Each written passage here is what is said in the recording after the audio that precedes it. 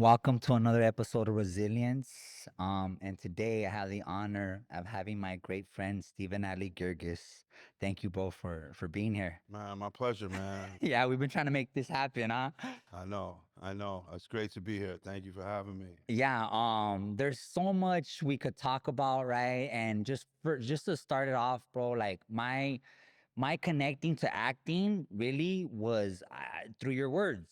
And I just wanna like just thank you for that, right? Because as an actor you're always trying to connect, right? In the craft they teach you to connect as an actor, but if you don't have the words to connect, then it's like it, and stuff that was coming before, like it was that great writers, right? But it was not until I read Den of Thieves, right, that it was the role of Angel, right? Angel. Oh, So just thank you, bro, because I think just what happened, that was the first time that I emotionally connected on my scene study class. So I just wanted to, just put that out there, and but it's not about me, it is about you. And this is by for those that don't know, you've been a playwright for how long? for a long time now. Yeah, 95, oh 05. Yeah, it's close to 30 years Close to now. 30 years. Yeah. Yeah. And I mean the work that you have done, I mean, we can't really go through that, right? There's so much great work that you have done, but I mean, bring us from the beginning. Like how did you even tap into it, right? I know we covered a little bit, but we're gonna right. Yeah. Well, I went to college with my friend John Ortiz Mm-hmm. and Liza Colon Zayas, and and they started a theater company Huh. called Latino Actors Base. Mm-hmm. It was Mm-hmm. for Latinos. And I was away. I was in New Mexico, and I came back to New York. Mm. And John was like, "Yo, I got this theater company. You got to be a part of it. But the only thing is, you got to audition, and it's only for Latinos. So you got to be really, really good because I'm not Latino, you know." And Right. so I auditioned, and I went. They brought me back like 5 times. It was endless, and then I didn't get in. But apparently, it's true. But apparently, John stood up and was like, "No, He has to you be got to it. You take got it. Steven. It's gonna pay off somehow. I don't know Wow. how."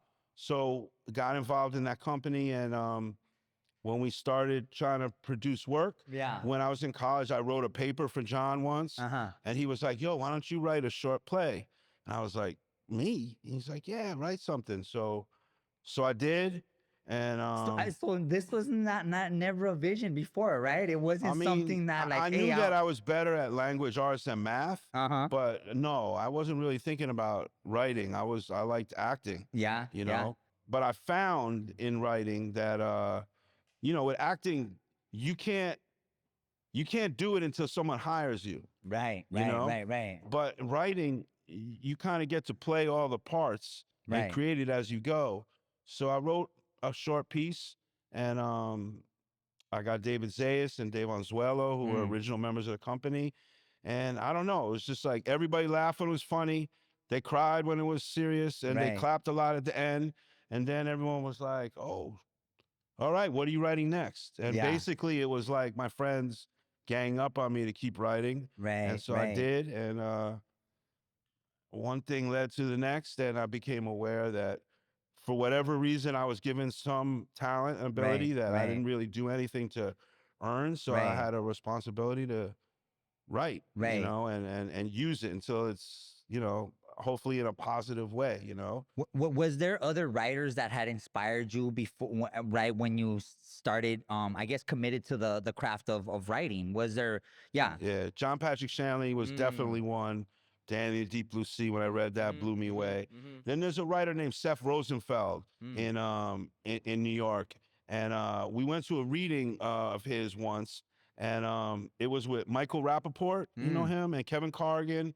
And and I remember just being blown away and being like, "Oh, it's okay to write that? Yeah, Like you could write that?" yeah. And that inspired me. And then also going to the theater and wanting to be part of the theater, but seeing a lot of stuff that didn't excite Connect. me or Yeah, didn't yeah, interest me. yeah, yeah. And so when I started writing, I started thinking like, well, what do I want to see on the Right. stage, and who do I want to see on the Mm, stage? mm. And writing afforded me opportunity to do that, you know, Right. and what I wanted to see is like, I guess the stuff I ended up writing about, and who I wanted to see was, I wanted, you know, most of my plays took place in New York. I'm Right. from New York, and I wanted to see a New York on the stage that looked like New York, Right. Right. Right. meaning Right.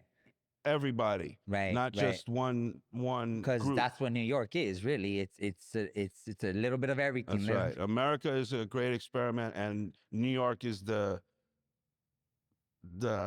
entry point of that, Yeah. you know. Yeah. Were you trained as a writer or? No, I wasn't trained as a writer, but I was trained as an actor. Mm. And Mm. when I joined Lab, first of all, everybody was like so much cooler than me, so much more talented than me, so much like better looking than me. And I was just like, I felt really insecure, and everyone was really good. Mm. But I noticed that all like the best actors, they'd all study with some guy named Bill. They'd be like, yeah, Bill said, Bill said. I was like, Who I the better, fuck is Bill? yeah. I was like, who the is Bill? And I better find this Bill because I'm not gonna make it. And his name was William Esper, Mm. and Yeah. he taught Meisner technique, Mm-hmm. Mm-hmm. and it changed my life. You know, it was the first time in my life that I was in any type of an academic setting, Mm. and I truly cared about doing the absolute best Mm. that I could possibly do. Yeah. Yeah. And so we had about 2 3 years with him, and from that I learned acting is listening and responding. Mm. Mm. You know, writing is Right. the same Listening and thing. responding. Listening and Right. responding. From learning about like what type of character do I want to play? I want to play a character that starts somewhere and Mm. he's trying to get someplace, Mm. Mm-hmm. right? And maybe Mm-hmm. he gets there, maybe he doesn't. Mm-hmm. So if that's what I want to play, then that's what you want to play. So if Mm. I'm writing something for you, Everybody I'm gotta. gonna try to write characters that, you know, that have arcs, Right. and that even if it's a small part, it's memorable. Mm. I try to write Mm. that people would want to play, Right. Right. you Right. Right. know. Right. Right. Yeah, so, and I was very fortunate because I got to really learn by doing, Yeah. you Yeah. know. I mean, anything that I wrote, pretty much Lab would put it up. Yeah. And so I Yeah. learned, and in the beginning, because I was an actor, I would be in them too Right. sometimes. Yeah. Yeah. And then I learned, like, if you really want to learn how to write, You gotta just. you got to be in the audience, you Yeah. know, listening to the audience watch the play, Yeah. because the audience can teach you so much about what's working, what's not working, you know. And yeah, that was that's how I got started. Yeah. And was there like a turning point from where you started, and then when you were like, oh, like I'm good, not, and that this could be right? Because what you've done in your work speaks for itself, right? The nominations, the wins, the awards, all that. It's now it's like there's actors, but then there's the ones that are honored by their peers, right? So is there a moment when you're like, oh, like I'm not. This is not just some offstage Broadway. I'm on my way to the big boys, right? Yeah, I mean, I think from the beginning, I knew that I had ability because just from the first play, you know, people, like I said, they laughed when it was funny, they cried when it was sad, they Mm, were quiet when it got serious. So I knew I was able to do it. But in the beginning, I wrote mainly comedy, and mm, I love comedy. mm-hmm, And mm, I personally believe like you're not allowed to bore the audience to death. mm. So comedy really helps Yeah, yeah, in that yeah, yeah, regard. yeah, yeah, yeah, So I wrote comedy, and I was talking about David Zayas. He yeah. was funny. I always Mm, found him to be funny. mm-hmm. That's why he was always in my plays. What made a big change was after a while, I started wanting to write deeper, Mm, but I was a little bit afraid mhm. that if I don't make them laugh every 20 seconds, then, you know, they're going to be like, this guy's whack. Yeah, yeah, And then I had started writing this play in Arabia We'd All Be yeah. Kings, and Philip Seymour Hoffman, who was running That's the right. company That's right. with Yeah, John at the yeah, time, yeah. said, who do you want to direct the play? I said, well, why don't you direct the play? Uh, And he's like, but I never directed a play. And I said, yeah, but I never wrote a play like from a couple years yeah, ago. yeah, yeah. And honestly, Rich, once I started working with Phil, I knew that I now had the freedom to write whatever I want, Uh, that whatever I wrote, no matter how crazy it was, Yeah. he would understand it intellectually and he would understand it in the heart. Right. And he would come up with a way to communicate that to the actors Yeah. and ignite them. Yeah. And that really set me free because in terms of the career, I didn't really pursue the career. I didn't really want the career.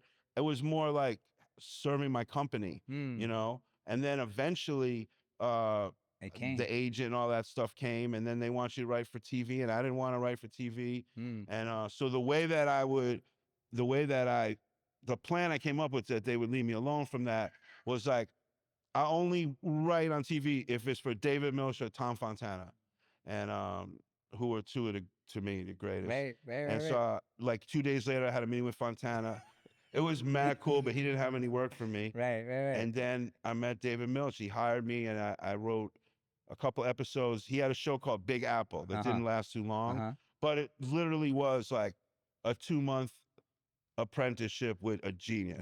Like a genius. Have you ever worked on? No. Yeah, like for real genius. Yeah. Not like Yeah. everybody in Hollywood's like, oh, he's a genius. He's a genius. It's like, I'm not a genius. That guy Is a genius. is a genius. Yeah. I mean, he, not just with the work, he taught me, you know, Yeah. television writing is about economy, you know, like it's about story, this stuff, how to pack it in the most story, but yet have it be about character, but also about life. Yeah. Like he would give me a ride home from Queens where we would shoot in his limo. Yeah. And he would sit in the back of the limo and he'd just like look at you and be like, you're very insecure.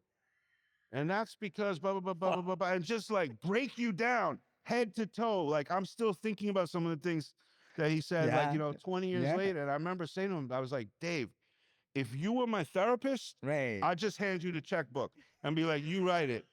But you're my boss and this is freaking me out. Can we just like, and he took it down a little bit. But Would you consider him like a mentor? I didn't spend enough time. I didn't have that opportunity to truly call him a mentor, but and I never really had a mentor, but I considered him certainly right at the top in TV. Right. And in theater, Tennessee Williams has always been my favorite. In fact, we just did a reading. I acted in a reading of Uncle Vanya by Chekhov, and I had never read it. I had never read any Chekhov. I didn't know anything about it, you know? And I didn't really want to. It's really good, by the way. But you gotta be in that mindset. But Tennessee Williams, when I was in high school, they had a drama class. And I remember it was just kind of, we would read plays out loud, and it was better than math, but it was kind of boring. Yeah. And then one day we read some Tennessee Williams play, and I remember just being like, all right, I'm from the North, this guy's from the South. Yeah. I'm straight, this guy's gay. Yeah. You know? And yet, like, I feel like our souls are connected. And the way that he wrote and the empathy he had for all his people, that really moved me, first as an actor. And then when I became a writer, I was like, you know, I'll never write as well as him, but to have the empathy for my characters the way that he did. You know, one of his famous lines is, nothing human disgusts me. You know, and so he's kind of like a spiritual mentor, you know, and I have a picture of him on my wall, and every once in a while I would like just look at it, and I picture him saying like, it's all right, bro, keep going, you got it. Try to do a little Southern accent, you know, all right, Stephen, you got it. Okay, so for me, I'm just gonna Miguel Piñero. I mean, I'm just curious for me, right? Like, is there any, because for me, it was Miguel and then you. That's how it kind of goes for me, right? So, was there any connection with that work? Just now, a lot of my friends were Puerto Rican, so they all idolized Piñero. And that's how I first got to acquaint with him. And I thought, yeah, he's brilliant. Right. But I never met him. Right. But his protege, what's that dude's name? He wrote the play. You know the play Cuba and his teddy bear. Yeah. That dude I met. That dude, we did a reading at Lab. He wrote this play Super Fishbowl Sunday, and he had been mentored by Piñero. and Yeah. he was nuts. but really I good would writer. imagine so. But Pinheiro, the amazing thing to me Right? about That Pinheiro is was like, you look at Short Eyes, short. Yeah. and it was like Yeah. how many Yeah. 40 years ago, Yeah. and it feels the slang feels like it's Fuck modern. yeah. You know, it Yeah. feels like today. And he was also a really good actor. You know, I Right. don't know. Right. He Right. fought Apache the Bronx Yeah. and Yeah. Miami Vice, and I also just love the fact how he had a play at the public theater, and meanwhile he out like robbing people outside the theater, and you There's- know his plays. This is how we are connected. Actually, Yeah. Yeah. is that Joe Papp first discovered him when they were doing Short Eyes at Riverside Church, Uh huh. 120th and Riverside, which is where I went to kindergarten. Mm. So I Yeah. always felt blessed by Yeah. that. Yeah. And Yeah. Jackie Robinson's funeral was at Riverside Church. Right. And when I started to do the idea to work on Last Days of Judas Iscariot, I was like, all right, I don't know anything about anything. And somebody was friends with the pastor of Riverside Church, who was this brilliant, I forget, his name escapes me, this brilliant African-American clergyman. And I remember sitting down with him and he was like, just ask me anything. He's like, don't worry about it, just ask me anything. And I did. Yeah. And I mean, I wouldn't be surprised if some of what he said literally made it into the play. Right. You know? Right. All right. So, what was your first play that brought you to I guess like the just critically acclaimed attention? Like, what was the first play that really brought you out there? Like, because the first one that I seen going to New York. So these were the first two. It was Ghetto Clown, right? John Leguizamo in the Hat, right? Yeah, And that's yeah. when it was Chris Rock and Bobby Cannavale, yeah, Elizabeth yeah. Rodriguez. So, Gil but that Vasquez. wasn't the first time. I mean, what was For us, it was this play in Arabia, We'd All Be Kings. that was the one? That put us like in like the street cred map. But then the next play was Jesus Hop the A Train. That was Jesus the one. Hop the A Train. That There was it the is. one, So 'cause we that did was the it- one. We did it in the Little Theater. We did it off Broadway. We did it Rikers Island. Right. We did it Edinburgh. We did it London Oh, twice. so that was And we got to see the world. Yeah, You know, yeah. we were in London, and those like the actors, they were like the toast of London. You know, and yet we still had this feeling like someone was gonna tap us on the shoulder and be like, "What are you doing here? You have to leave."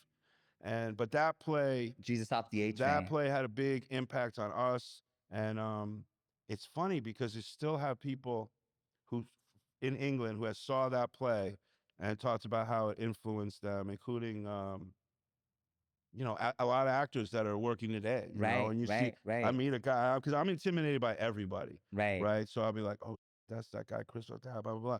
And then he comes up to me and he's like, I saw Jesus Hop the A Train at the Don Mar in 2001, and that made me want to be an actor. But like you said something similar to me one time. Right. In fact, you started this by saying thank you, but the real story was you came to my house. That's right. You know, you came to my house, and I remember my sister was there, and she was like, oh my God, this is handsome, scary man, and who's this man, you know?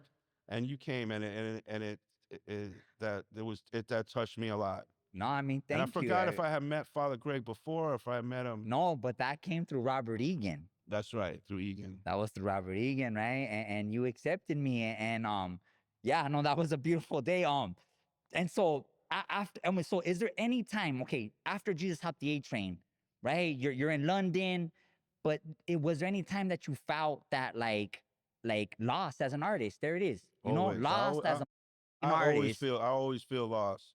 I do. Mostly I feel lost. And how do you push through that, right? As a writer, that's really it, right? There's people that are gonna be looking at this, you know, wanting to just be in this world of writing, but it's that, right? Time and again. Does it ever end or what is? It doesn't end. It doesn't get easier. But what I do have is the experience of like I felt this exact same feeling before, and I got through it. And most important thing is community. I started out working in community. Right. How did I write when I was afraid to write? Well, because if you're in the play and you come into rehearsal tomorrow, I don't want to let Rich down. You know, I don't want to let Phil down. I don't want to let John down. And it's the same thing today. We were talking about how I started 3 new plays. And it was basically because I said, who wants to be in a play? right? I got Right. like 20. So I'm like, all right, well, everyone's got to have something to do. Right. So what gets me through is making about other people, Mm-hmm. Mm-hmm. making about other people. Oftentimes the actors, if it's because I'm often writing in the process. But I've never had that moment where I'm like, yeah, I'm the man, or Mm, yeah, I'm the mm-hmm. no. Like Mm-hmm. even I remember was fortunate to win a Pulitzer Prize. Yeah. I didn't even want to go to this. The only reason I made it to the ceremony was because I knew my sister was going to be there. She'd be Mm. upset if I Mm. wasn't there. I felt really uncomfortable, and I feel like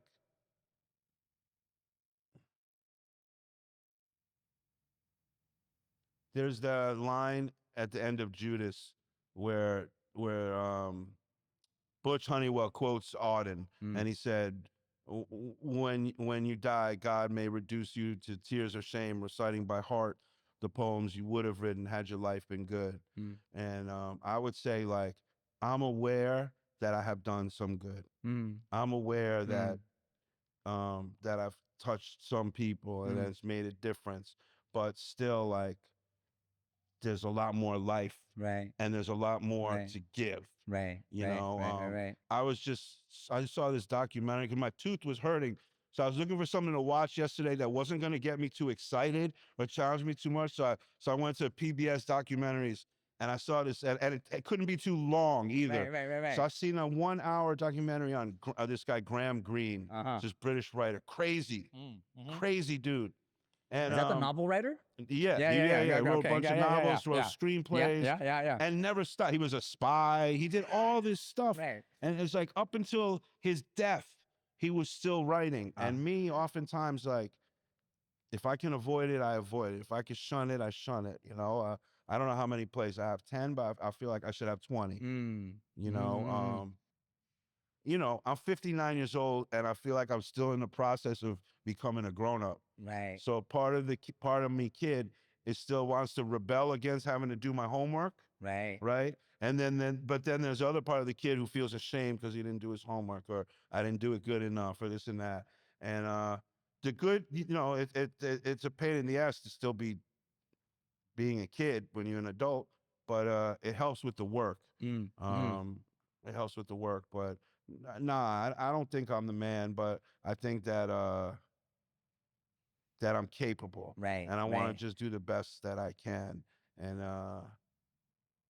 because when you get to the best thing about writing a play is that you're gonna create a community for how many people you don't even know, That's right. right? That's You were right. at Yeah. Chino, Yeah. Chino right? Prison. We. Yeah. Right, a few weeks Yeah. ago, Yeah. Yeah. and that became a little community for the Right. day, Right. Right. reading Right. this Right. stuff, and Right. and people was affected, and even if Right. it just brightened their day a little bit, Right. like they had that experience. People get together because you wrote something, Yeah. and that makes me feel good. I remember in Chicago, years ago, they did a production of this play called Our Lady of 121st Mm-hmm. Street. Mm-hmm. Afterwards, they had a cast party. Everyone kept thanking me. Thank you so much. It's so good. Thank you. I'm like, yeah, yeah, yeah. It's all good. And then finally, the guy was like, no, no, you don't understand. This was a while ago. It might Mm. have changed a little bit. He said, no, you don't understand. In Chicago, there's white theater, Mm. there's black theater, and there's Chicano theater, Mm-hmm. but there's no place where everybody gets to play together. Mm. And you wrote a play that forces everyone got That's to play kind of come together. together. And Yeah. Yeah. so Yeah. that kind of stuff, that makes me feel good. It makes me feel like I'm contributing, but it doesn't make me feel like, yo, Yeah, yeah, no, I'm the and man, I think it's just being committed to the work, right? Just always in the work like that, and trying to be committed to the work, trying to be committed to. trying to be honest, and yes, So and I do know the you're best writing I can. 3 plays because you people want to be involved, but is there anything that is like that has been burning in your heart, like before you leave this world, this is a story that I want to tell? Well, one is the one play that I started. The main character is Egyptian, and it's sort of Egyptian in America story, and I'm half Egyptian, and I feel Mm. like the Arab American community is one community that still hasn't been accepted into Mm. the into the culture, Mm-hmm. into the Mm-hmm. fabric, into Mm-hmm. the quilt. Mm-hmm. You know, I'm not saying that every other culture is embraced and loved, but obviously there's a lot of, you know, racism and stuff in the world. But, you know, in the 50s and 60s, Neil Simon wrote these plays, right, about Jewish families. And from there, we got to understand about Jewish families and be like, oh, that's just like my family, Yeah, yeah, except they yeah. ate a bagel and we eat, you know, a Yeah, yeah, yeah. tortilla or Yeah, yeah, whatever. yeah, yeah. And then in the 70s, Norman Lear created, like, you know, Good Times, Yeah, you know, yeah, yeah. Sanford and Son, this Yep. and that. Even though it was comedy, it's like, oh, black people, they're like us, but Yeah. they're just a little different. Yeah, And I yeah. feel like no one has written something that can make us see Arab Americans in that way. Yeah. I've seen some good stuff that are like a little more political, Yeah. but I'm not interested in that. I'm interested in writing a piece Yeah. that's going to make you understand that, like, my cousin Wagi was hilarious, Mm-hmm. and he's just like your cousin Mm-hmm. who, you Mm-hmm. know, Mm-hmm. drank a little too much and Mm-hmm. talk a little too much, this and Mm-hmm. that. So that's one that I would like to do and you know, have done. And then I told you about Don Quixote, John Ortiz, who actually he wasn't a mentor, but Yeah, yeah, but yeah. I have a question yeah, for. yeah, I mean, so you sometimes drop like these Christian myths into like modern day hood, like it's what? Why do you do that? And yeah, I just want because it's something that you come back to through your work, right. right? Okay, so like Throwing it, Don Quixote into the hood, right? yeah, well, so like you guys read Chino, you read Judas and Chino, Uh huh. right? Uh huh. So if I was like, yo, I wrote this play, Last Days of Judas Iscariot, bring it to Chino, and it was like, thou dost thinketh thou to prayeth thou, you know, Yeah. no, you know, No. they're gonna be like, that, what is that, you know? And so for most importantly, I want to make the story understandable. Mm-hmm. And what needs to be understood is that Jesus wasn't hanging out with the aristocrats. Jesus Mm. wasn't hanging out with rich people. Jesus was saying, actually, rich people gonna have a harder time getting into heaven than the poor people. Mm-hmm. He was hanging out with pimps, Mm-hmm. prostitutes, you know, Mm-hmm. tax collectors, stuff Mm-hmm. like Mm-hmm. that. Mm-hmm. So I wanted to put that equivalent, Mm-hmm. you know, that equivalent onto the stage Mm. so that they talk in a certain way, they behave in a certain way, Mm-hmm. because that's where they're from. Yeah. So I want to make it relatable. Right. Right. Right. Right. And you know, like Judas, not every character is like, yo, what's up? You Yeah. know, Yeah. Yeah. it depends on who it is. But I imagine that I have an imaginary audience, Yeah. you know, of who I think of as my audience. And really, the secret is, I think of my audience is everybody. Like, Mm. I want you, and I want your son Adrian, and I want like the 80-year-old white lady to all come to the play, and everybody get something from it, and Mm. everyone have a good Mm-hmm. experience. Mm-hmm. Mm-hmm. But you know, when I wrote Judas, when I wrote Jesus, like, you know, my audience was people of color. Mm-hmm. My Mm-hmm. audience was young, Yeah. and a lot of our audience was people that didn't go to the theater Right. before. Right. You Right. know, so I wanted to make things relatable, and also it's also because street language has always been fascinating, and that's always what I was interested. I mean, I Right. went to school, I went to grammar school uptown, and I wasn't as hip or cool as a kid, so I always had to listen. I Uh. tried to copy how they talk, how they dress, so that I could be accepted, Right. so I Right. could Right. not Right. maybe or not get beat up or whatever. And and when I used to be a bike messenger. And you know, after work, I'd like get a 40 and I'd go. They had street comedians everywhere, Mm. and just listen. And there was this one comedian, I forget his name. He got hired to do Saturday Night Live Right. before Eddie Murphy. He got that job, and then when he got the job, they found out that he was illiterate. He couldn't read or write, so they fired him, and that's how Eddie Got this. came in. Yeah. Yeah. This Yeah. guy Yeah. used to work out at Washington Square Park, Wow. and his whole act would be snapping on people, and he would get away with it. You know, Just like he'd talking be like, he'd shit. see Just you, talking he'd be shit. like, Like, hey, hey, you mira, motherfucker. rice and beef, blah, blah, blah, blah, blah. And somehow people wouldn't get pissed off Pissed off. because he was so funny. Right. Right. Right. And Right. so the rhythm, the musicality, the Yeah. humor, the Yeah. immediacy Yeah. of language in the street always was attractive to me. And so that's probably why it's in my plays a lot. But at the same time, you know, I always say someday I'll write a play about the French Revolution or something, and Right. people will talk proper, you know. But I do think that part of my mission is bringing people together. That means bringing different people Right. together. Right. Right. Right. Even like with The the hat, hat. Yeah. right Yeah. on Yeah. Yeah. Broadway, Yeah. it was like the audience was a reasonable facsimile of New York. It wasn't Mm. just white people, you Mm-hmm. know. Mm-hmm. And what we just did between Riverside and Yeah. Crazy, Between and it was Resti the Town one same also. thing Yeah. Yeah. Yeah. because Yeah. it was like everyone's laughing, and then there's certain parts where like certain people are like, "Oh, is it okay to laugh at that?" You know, and Yeah. then other Yeah. times, people, "Oh, why are they laughing at that?" And yet at the end, Come together. they all hopefully come Yeah. together. Yeah. Yeah. Yeah. Yeah. Yeah. So I don't know. Yeah, I mean, it's really that though too, because like you write from, I think, from a specific place of as a New Yorker, right, through and through, but somehow those words translate across the nation, right? Specifically Los Angeles. You know, we just seen the last days of Judas. I Yeah. was by a bunch of homies, Yeah. right? And it's a different, it's a different actors, right? It's a different, but still, you know, it's connected like that. So, yeah, how was New York a part of the work, and why, Yeah. and Yeah. Yeah. Yeah. So I grew up in New York City in the 1970s, the mm, early 70s, and it was wild then, mm, you know.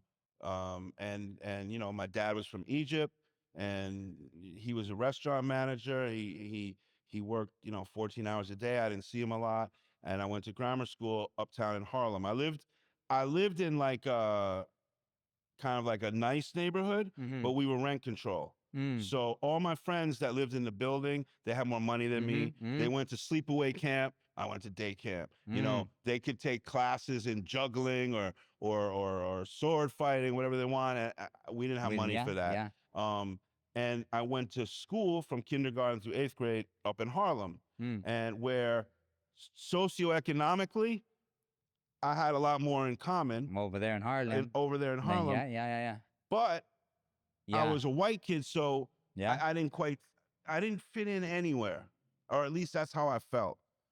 I felt like I never fit in anywhere. So as a result, I was always trying to fit in. yeah, And so the best way, if you want to learn how to fit in, you better learn how to listen. mm, So I grew up really listening. And, you know, P.S., listening and observing also is a survival mechanism because back in the day, you get jumped, you get mugged. that's just how it is. Yeah, Yeah, it's just yeah, how it was. So you'd have to know how to, you know, it sounds ridiculous, but like walk a certain way, you yeah, know, yeah, like where it's like where you're not being confrontational, but you ain't but no you're not punk. backing off Yeah, yeah, either, yeah, yeah, yeah, you yeah, yeah, know. yeah. And just the way you do. So I guess I became a student of people, a student of language, and not fitting in and always wanting to fit in. Um, it had a hole in me. And listen, I have friends in Harlem. I have friends in Upper West Side. Like it wasn't like I was ostracized, but I never felt like I fit in. I was Right. always like something, you know. And then if we go to New Jersey, where like it was more white, and my mother's side of the family, like I didn't really fit in there completely there either. So Mm-hmm. I'm like this weirdo. I Mm. felt, Mm. and uh, and I think that really helped me because there's a certain amount of suffering that comes from like you feeling like you're alone. Mm. Mm-hmm. Mm-hmm. There's a certain, but there's, and then there's a certain wisdom that comes from figuring it out, Figuring it how out. to Yeah, get yeah, yeah, by. yeah. So anyway, I think that my ability to write dialogue and stuff came from there. And then also what's great about New York is that it's fast, Yeah, it's quick, yeah, it's yeah, happening yeah, now. yeah. And so like, you know, we could start a scene. Say the scene is like, you know, you my wife, Mm-hmm. right? Say Mm-hmm. you my wife. So we could start a scene, one way and be like, Rich, how you doing? Yeah. You know, I'm good. Like, hey man, you want some water? Yeah, oh, thank you very much. But oh, those are nice sneakers, blah, blah, blah. Maybe 5 minutes in, I'll be like, by the way, did you your wife? Mm. That's one way to start the Mm-hmm. scene. Mm-hmm. Mm-hmm. Another way to start the scene is enter Rich. You my wife? Yeah. And now it's right We're there. in. We're And in. now what does Right, he right, right, say? right, And right, how does right. he get out of it, Yeah, you yeah, know? yeah, yeah, yeah. So Yeah, there Just was a lot of things about growing in New York that it wasn't push the boring. yeah, It yeah, was always excitement. There's always things going on. And also the older I get, I realize that we were exposed to a lot of things that I wouldn't have got anywhere else, you yeah, know? yeah. Like when I was growing up, there used to be, we would hear from my friend's apartment screaming like all day. Ah! Ah! And we'd always be like, what? It was always at a certain time of Yeah. day, right? And then like years later, I read an interview with John Lennon. Yeah. And John Lennon was like, yes, I'm doing this scream therapy. And I go to this place in Riverside Drive, and it was in my building, you Right. know? So it's Yeah, like yeah, yeah. John Lennon probably was one of those guys that we Motherfucker heard scream. screaming that was so funny, you know? Yeah, I do. I like acting the best. It's my by far. Right, right. And you know, I was gifted that I could do 2 years on the HBO show Winning Time, Mm. working with John C. Reilly, which was a dream. Like as a person and as an actor, you couldn't ask for better. He Uh, really, and it's funny because we had never met. You mm, know, he had been close with Phil, I had been close with Phil, but we had never met mm-hmm. until the table read. And I remember the table read, I was like, even though Phil would way ahead in his career if he was had still been alive, it felt like a part that Phil would have played when he was starting out, Right. my part. And Yeah. so it felt weird to be able to play with him, and he made me feel comfortable. I would make him feel comfortable, and it was a gift. I love acting because it's the most I feel okay to be in my body and Right. alive. And even if you're in a bad mood, right? Right. Even if you're in the worst mood, Yeah. but then you come to set, And you do, yeah, yeah, yeah, right? yeah, And yeah, then you're yeah, like, yo, yeah. you want to run lines? You're like, yeah, all right. You want lines? Hey, you want some eggs? Yeah, yeah. All of a sudden, it's time to go do your thing, Yeah, yeah. and you got to act, and then you know You're your whole in. mood Yeah, yeah, changes. yeah, Or yeah. a play, it's even more so because like you go out in front of an audience, and if you're not on point, you They know, they're gonna like you call get it. They're yeah, gonna and call it. it's thrilling. Right, right. Writing, you do it alone. I tend to do it late at night. And my writing process tends to be similar to the symptoms of depression. And they say, like, after a while, the body can't tell, What's you know, what? which is which and what is Yeah. what. But that's also because I never really learned a mature, disciplined method of working. And I'm trying to learn it now, Right, like too late, you right. know, it's like, oh yeah, you can't just like, So do you think you need to feel like that in order to write? So like you said, suffering, right? it sounds so stupid, but when it's more painful not to write than it is to write, that's when Uh, I'll start writing. uh, Oftentimes I'll wait till to get a place where you just feel so.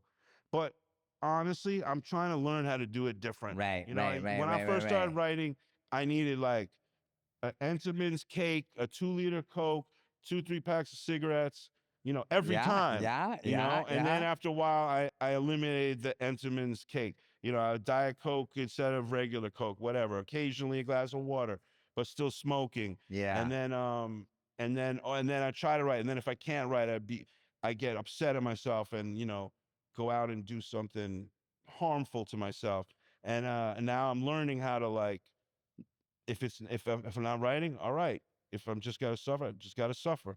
There's a process that I'm working on Dog Day Afternoon. We were Right, talking right. about was in this last reading, there were days where like I couldn't write, and I wouldn't go to the release of you know food or something else. I remember there was one day. It was like 2 o'clock. It was 2 o'clock in the afternoon. I was like, this. I closed my computer. I grabbed a book. I went upstairs. I went to bed at 2 in the afternoon. I read a whole book, and then I fell asleep, and it was like 3 in the morning. So that's like how many? That's 13 hours, Yeah, yeah, yeah, you yeah. know. And my first thought was like, damn, I just wasted 13 hours. I was like, no, no, you read a book. Mm-hmm. You got some rest. You didn't go out and hurt yourself or punish yourself or you know Yeah, yeah, yeah, and now you sit down and do your work. It's yeah, like I'm telling you, it's self-parenting, yeah, you yeah. know, and half of me is so not down for it, and the other half is trying to be more mature because you know, the older I get, the more I respect those old guys, Mm. you know. and and you learn that, like, oh, it's not just good genes, like Yeah, when a yeah, guy's yeah, alive. yeah, yeah, It's yeah. like, no, it's because they still What was work it? out Yeah, the at 7 in discipline. the morning. Oh, Right. they quit smoking like 40 years ago, Yeah, like, yeah, yeah. oh, they don't need cake, maybe on Christmas or Right, something. right, right, right. And I want to be like those guys. Hopefully it's not too late. What do you look for an actor when they're when you're casting? Really? Yeah. And when you're casting, yeah, your stuff. Yeah, I find that, I don't know, there's something that's hard to explain, that made me feel like, oh, that's my people. Those are Right. my people, right? Right. Like, I hadn't seen you act, and then when we did the Dog Day, I'm like, oh yeah, that's my people. He's a little bit too West Coast, maybe, for this one, Yeah. but yeah, that's my people. What I say to actors, and what I try to say to myself Yeah. too as an actor, is like, when you got an audition, because I don't know, does it ever happen to you? Like, you read this part and you're like, damn, I don't think this is Yeah. me, Yeah. Yeah. Yeah. Yeah. or Yeah. you Yeah. Yeah. start picturing all the Yeah. other actors All that the could other play it guys who they better. called for it. It's like, yeah, but what you need to do, what Uh-huh. I need to do is when you're on the other side and you're watching auditions, Mm-hmm. we just want to see you. Mm. I want to see who you are. Mm-hmm. I Mm-hmm. want to see what gets you upset. I Mm-hmm. want to see what makes you laugh. Mm. So you bring yourself to it. Yes, of course, there's aspect of the Right. Right. characters Right. Right. you got Right. to bring. Right. But if you come in and do, and you have an action, you have a point of Yeah. view, Yeah. Yeah. and you bring yourself, you're gonna make an impression. Yeah. Yeah. And it might be like, well, maybe not this one, but something else, That's it. or That's something. I it. mean, we were talking about David Zayas before. So many times, David Zayas, early in his career, would be going in for a part, and it'd be like, Martin McMurphy Right. or something, or Right. Right. Jerry Yastrzemski, and obviously David is not gonna, Right. but he brought himself and his thing, and then next thing you know, oh, it's now Officer Ortiz or Officer Mendez, Yeah. Yeah. and Yeah. so I like actors when they bring themselves, when they Mm-hmm. throw Mm-hmm. themselves into it, when they put themselves on the line. Mm-hmm. I like actors that have a sense of humor. Um, and I'm just attracted to people that are passionate, Mm-hmm. and Mm-hmm. also I like people that are outside the box, because I Yeah. always felt like I was outside the box. So, if there's a choice between, like, some guy who looks all perfect and then some guy is like kind of like a little, like, I A kind of little want I fucked up guy gravitate a over little bit more to the fucked up. In and fact, the hat, yeah. John Ortiz was supposed to do it originally, Uh-huh. right? And he got a David Milch TV series, Yeah. Yeah. so he couldn't do it. And I was like, how? There's no one else can play this part. Yeah. Mm. Who's gonna play this part? Meanwhile, Bobby Cannavale, he lived in the neighborhood. We used to hang out, smoke cigarettes, do the crossword puzzle together, in the park every day. And then one day he's like, "Yo, can I ask you a question?" I said, "What?" He's like, "How come you don't consider me for with the hat?" And I thought he was great. I thought he was a great actor. I was like, "Bobby, you're a great actor. Yeah. I want to work with you, but Uh, it's not right for you." "What do you yeah. mean? Why not?" I was Yeah. like, "Cause you're too pretty.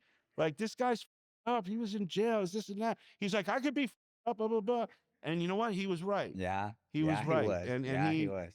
he brought home Yeah. that bacon and Uh. fried up. And not Uh. only did he give a great performance, but he also helped Chris with Mm. his Mhm. performance. Mhm. He Mhm. also, Mhm. he was like a captain. Mhm. He Mhm. was like the captain of the team, Mm. and do the part, which was something about John Bernthal Yeah. we were talking about before when we did the reading. He had a similar characteristic that reminded me of Bobby, that not just good, Mm. but also not just concerned about himself, concerned Mm. about other people, and that Yeah. there'd be, Yeah. yeah. I think that it's another thing that I always say to people that want to act. Mhm. Like, sometimes somebody comes in and talk to the class, and they're like, um, if there's anything else in the world that you can do that you care about besides acting, do that. Because acting is da da Yeah. da da da. And that's true. But I always say, if you really love it, Mhm. if it's what you really love to do do it, Mm. and you'll find your place. Mm. Like I went into business, I wanted to be Al Pacino. Mm. That's what I wanted to be. I wanted to be Al Pacino. And you know what? I'm not Al Pacino. Yeah. I'm never Yeah. gonna be Al Pacino. Yeah. But somewhere along the line, I'm Stephen Guirgis. Yeah. Yeah. And I'm in it. Yeah. And Yeah. and I found that everybody that really, really, really wants to do it and really works their ass off, Yeah. you find your place Yeah. in the Yeah. business. Yeah. And Yeah. it doesn't even matter about talent. Yeah. I know some people that are not talented at all, Yeah. and they work pretty regularly Yeah. because Yeah. they love it and Yeah. they work their ass off. Yeah. And I'm not even talking about like they're not talented, but they're like beautiful or handsome. No, I know some ugly are not that talented, and they still are working Yeah. because they care. Yeah. They love You it. know, Yeah. because Yeah. they Yeah. love Yeah. it. Yeah. Yeah. As far as you know, I'm thrilled for Eliza Mm. Colonze and David Zayas and John Ortiz and all of them. We just did a reading, and this actor Glenn Fleshler, who you wouldn't know him maybe by name, but by face you know him, and he's my roommate in college. You know, and we did a reading at Dog Day and had like really amazing cast. You know, and he was as good or better than anybody. Just Mm. like Mm. you know, and we were, you know, we rode the bus together. We did all that stuff together. So it feels, it feels, well, it feels very fortunate Mm-hmm. because that's the other thing I say about this job is that no one put a gun to your head, Rich, and be like, you're gonna have to become an actor, otherwise I'm gonna shoot you. Like you chose to do this. Yeah. Yeah. You know, Yeah. I Yeah. chose to do this.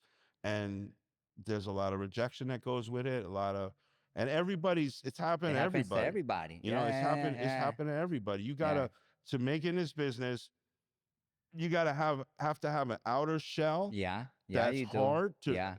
but if you don't if your inner isn't soft like putty, Yeah. Yeah. you're not gonna No. be No any one. Yeah. good. Nobody. Yeah. Yeah. Yeah. You Yeah. Yeah. know? Yeah. Yeah. So it's challenging, but it's a really it's a privilege. Yeah. I mean, we get more losses than we do wins, right? They say more no. We get more no's than they do yeses. That's There's just what it is. definitely more no's than yeses, and definitely, you know, not everything you write is great, and you got to work at it. Just the same way when you working out an audition or you're in a play, it's like you know you're not going to be brilliant the first day, Yeah. but you I mean talk about working. Philip Seymour Hoffman. I remember years ago, I didn't know what actions were like in theater, like, Yeah. and I was like Phil, man, don't tell anyone I don't know this, but what are actions? Mm. He's like, oh, don't worry about it. Hold on a second. He's like, let me get the script I'm working on. He was in some movie. And like, it wasn't like Capote. It Mm. wasn't like some big movie. Yeah. It was like some kind of like, you know, dumb comedy. And he took out his script and there was so much writing in it. Mm. Every Mhm. page. You couldn't see where the type was and the writing Yeah. started. Yeah. Yeah. And he explained what actions were, and that was very helpful. But I remember I was like, oh, because we just happen we have a tendency to think like, oh, Phil Seymour Hoffman, yeah, he's good because he's genius, or he's good because he's super talented. And the fact is like, yeah, he was super talented. Yeah, he may have been genius. He worked He worked. his ass off. Mm. He Mm. really did. Mm. He really did. Mm. And I find that most of the people that are good, Worked their ass they off. work their ass Yeah. off, Yeah. you know? Yeah. Yeah. And so I try to work my ass off, and I get a lot of shame when I avoid it and don't. And that's why, you know, I'm still a little Catholic boy trying to make peace with the world. Thank you. Huh? Yeah. I think from an early age, I knew that I wanted to be an actor. Mm. And really, it came from my mom. Yeah. You know, my mom like loved theater. When she was a kid, she was in all the school plays, and then she would write the plays, and they would perform them and stuff. And she wanted to be an actress, and she got a contract to do, I don't know what it was, like regional theater or something.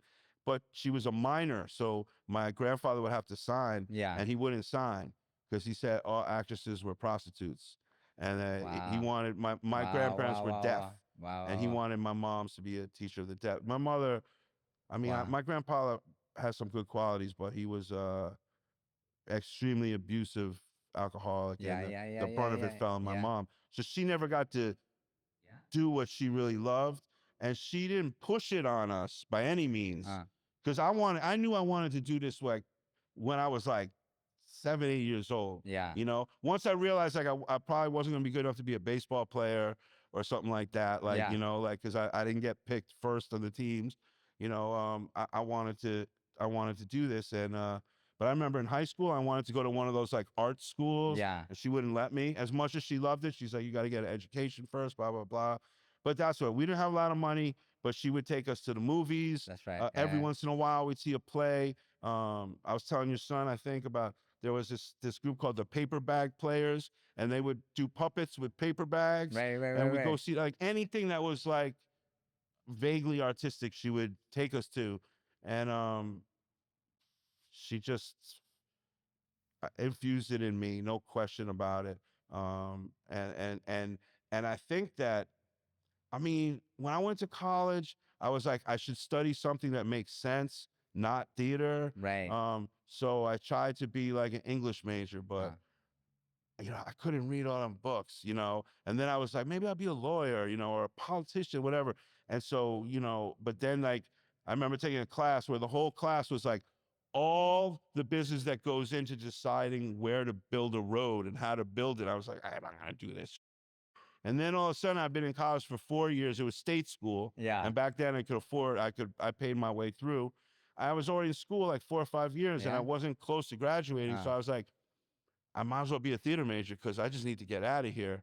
And I became a theater major. And again, that's where I met John. That's where I met Liza, Glenn, and we was a small group of downstaters. Yeah. Most of the people uh, in the theater department that were from upstate, and they tended to get cast in all the lead roles, and we would get cast as like the servants or not at all.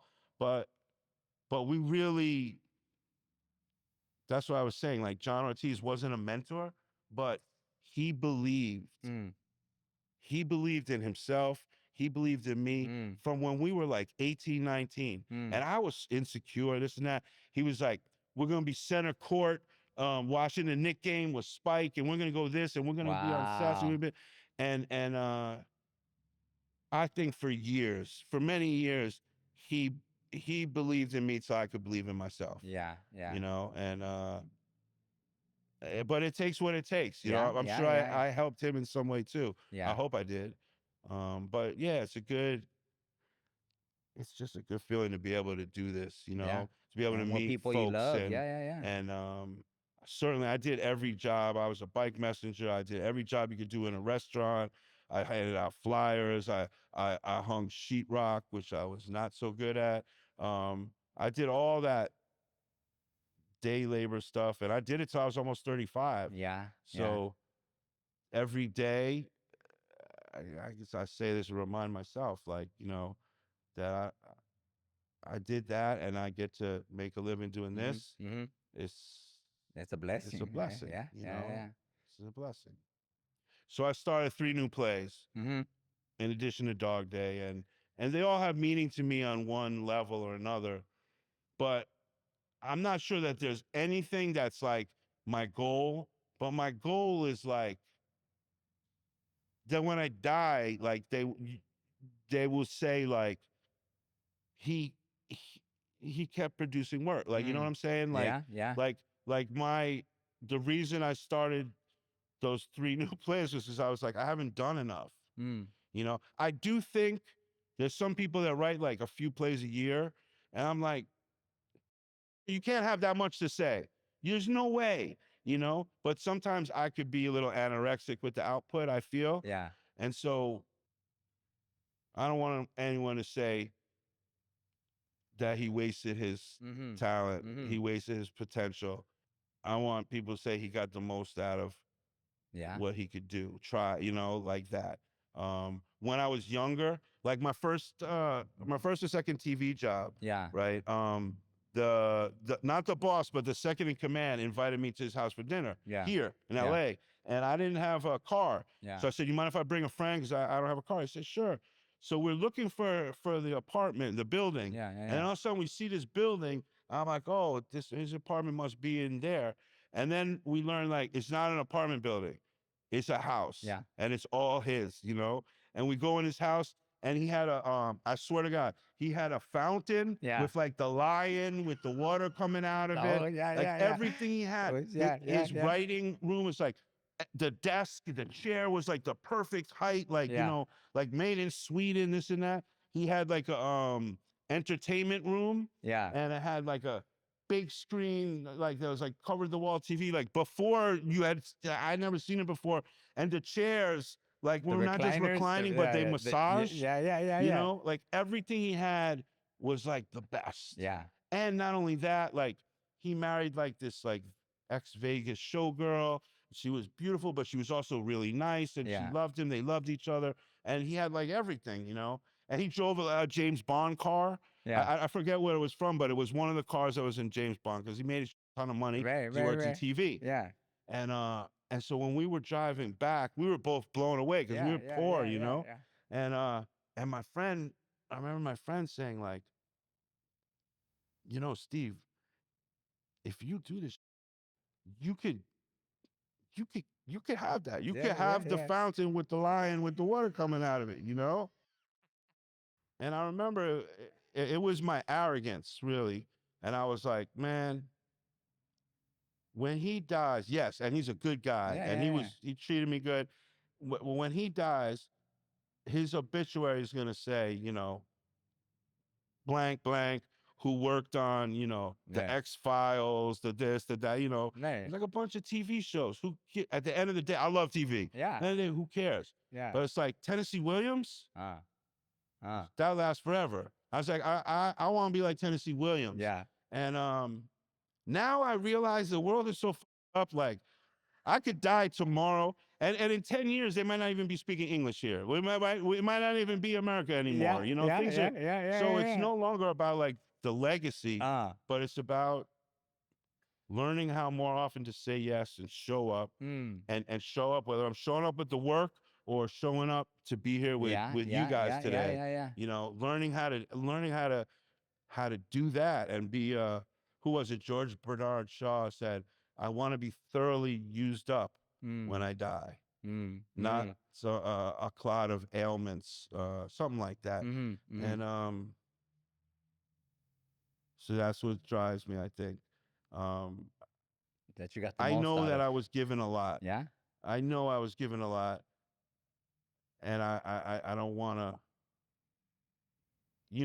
I don't think that, I don't know if there's God. I don't know if there's heaven. I don't Mm. know if any of that's real, but like, if it was, like, and then I have to meet God at some point, that as a person and as an artist, he could be like, you know, You did well it. done, Yeah.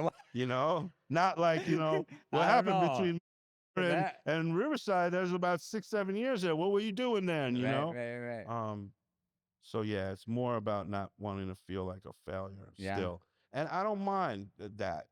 I'm sure that there's people that watch this that'll be like, that's so ridiculous. He's not a failure. He did Mm. this and did that. But it's okay. That's how I feel, Yeah. Yeah. Yeah. Yeah. and yeah. So I just want to, like, and I want to be alive. Yeah. As I long want to as you be can. alive. Right. That yeah, you got to be alive in order to do any of this stuff. Right. Right. Right. And it's like St. Paul said, when I became a man, I put away my childish things. Mm-hmm. And I'm still learning how to put away my childish things. Mm-hmm. And they end up in my plays. Mm-hmm. And maybe someday all my childish things will be done, and I'll be like, good, but then my plays will be boring. But that'll be okay too, because Yeah. it'll mean that hopefully I'll be around. So Yeah. Yeah. Yeah. I would love to do this podcast, but just interview you, because I'm sure you got a lot to say too. But I really appreciate you having me, man. No, thank you, bro. And it's that, like, just sharing the space and continuing to inspire others, really. So we'll bring you on the next one, and then we'll do it reverse, right? All right, thank you, Stephen. Yeah.